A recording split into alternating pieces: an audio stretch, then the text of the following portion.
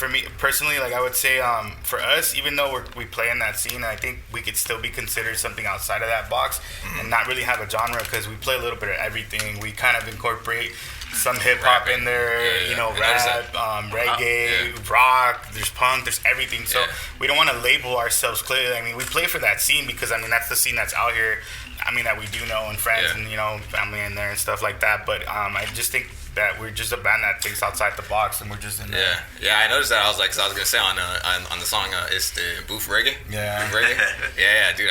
First off, the production, is that all you or is it like all of it? The bass line, the drums. He came up with the first verse and that's him. Like, and it's dope because it's like a full on story, and then the second one is just like another side of a story. Like, you know, it's just that one is a dub song. The way I initially came up with that one was a beat that he would rap over. It isn't a band playing together. That's because it's true. Like the drums, I only tracked 8 bars of that, and it's just looping over and over and over and over. Okay. I added the snare effects to give it that old school Billy Boyle dub sound that we really love. I was gonna say, I was like that shit was like on some dope like dub shit. Because right now, like just like personally, I listen to like a lot of dance on like dub stuff, just like DJs and shit like that. Right now, you know. So do we. And when I was listening to that show, I was like, dude, this is fucking fat. Like, it fits there, right? When he first showed me, he was like, we got to do something like this, and then I was like, I don't know, man, like, you know, like, I don't know if it's going to work, because we're so used to, like, doing something, but the same thing, like, he pushed it, and it's like, let's do it outside the box, and he came in with the first verse, and then the second one just came out too, and it's just like, you know,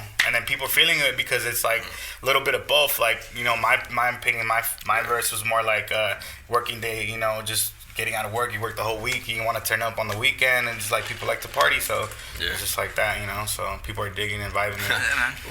Which was the lyric? It was like La tengo loca, no te importa si tengo. That was my line. He didn't want to. He can't sing it because his wife was him. His wife was him.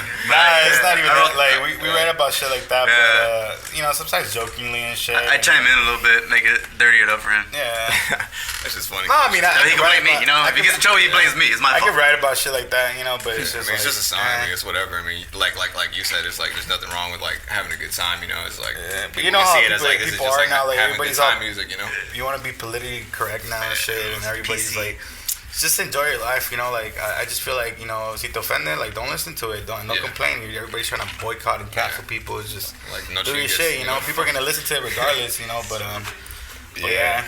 And you know what's crazy is even like that point about political correctness is like you'll find people that aren't even like gangsters listening to you know gangster music, and that's the shit they listen to in the morning to motivate themselves. You feel me? Yeah. It's like, all right, you want to be PC? It's like, well, everybody wants to censor everything. You know what I'm saying? It's like, damn, it's like, all right. That's the problem with the internet, man. It gives people that shouldn't have a voice. Yeah, exactly. Like, exactly. Man. I mean, it's all good, you know. At the end of the day, like how you guys said, like.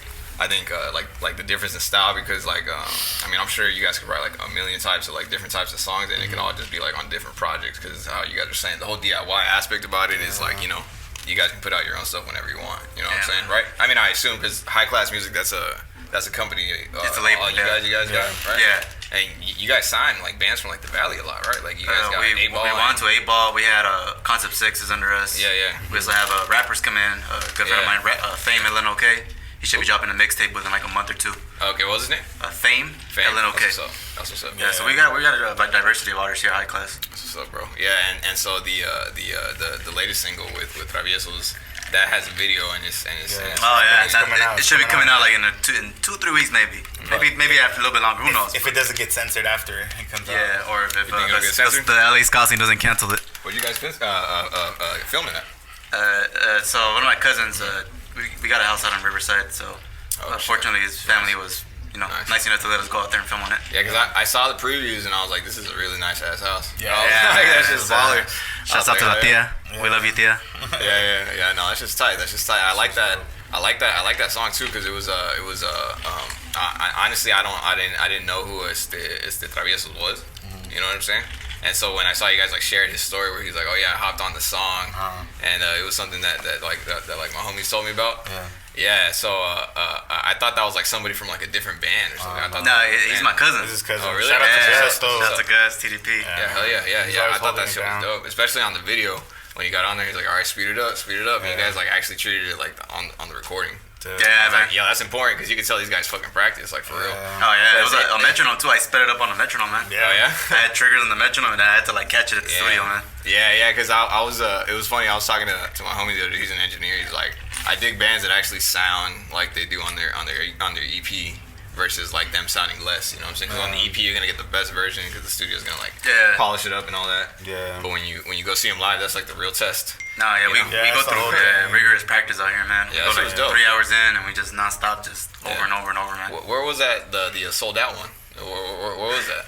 That was at my dad's backyard. Oh, shit. And gentlemen, you see, we made the best out of a backyard. Y'all can't even do anything. That's a DIY mentality. DIY, man. Make it something, something dope out of, Just a house. house. A house in Watts, man. Like, it's the production. It's the production value put into it.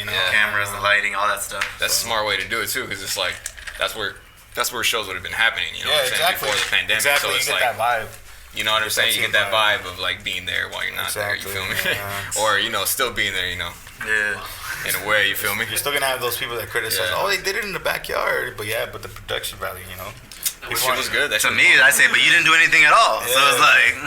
Yeah, exactly. And you want to know what? It doesn't even really matter if it's in a backyard, because it's like, where would you want it to be? Like in some, I don't know, like some rented spot in like. Well, you never know. Oceanside or something. You wait. If you guys are mad at that, wait till you see what happens next month. You guys are really gonna hate us. There you go. Why is that? Why? We got something. We got some cooking up. We'll tell you off camera. All right. We like you, and you cool, and you like us. Gotcha. But we'll let them know later on. For sure. Yeah. Well, I mean, so like sold out.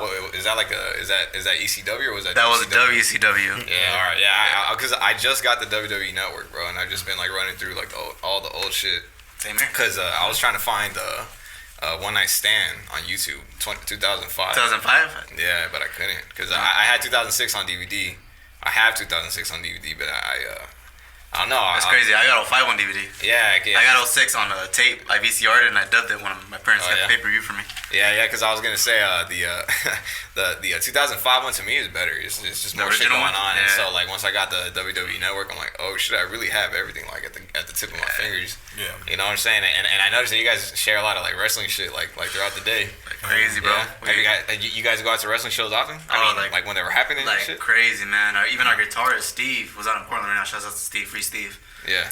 He would go to the indie shows. Okay. So like if there's something in the valley for like $5 at a bar, he's there. Like he's there. So he's more hardcore than I was. My parents would take me when I was a kid. I'd go with my dad a lot.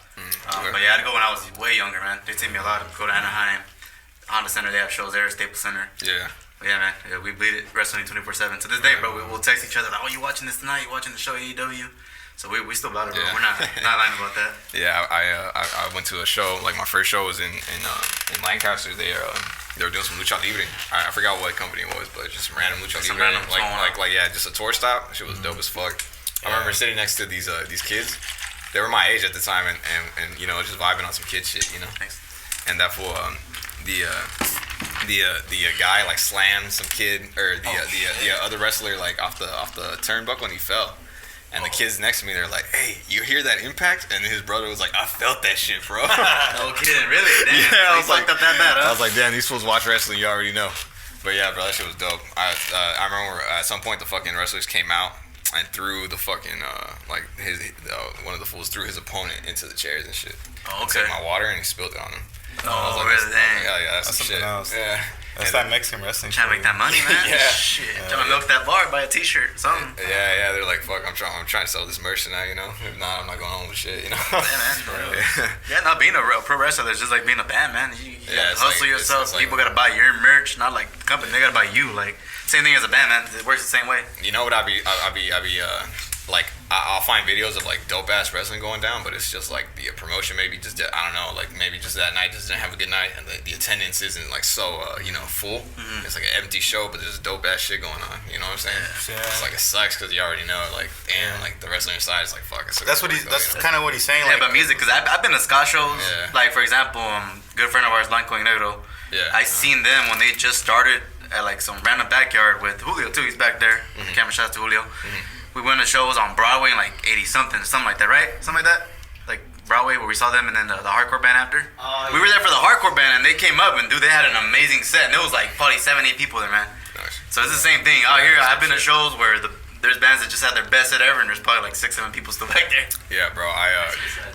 That's the thing you learn though. Like regardless of what it is, like you can't. No te puedes agüitar. Like.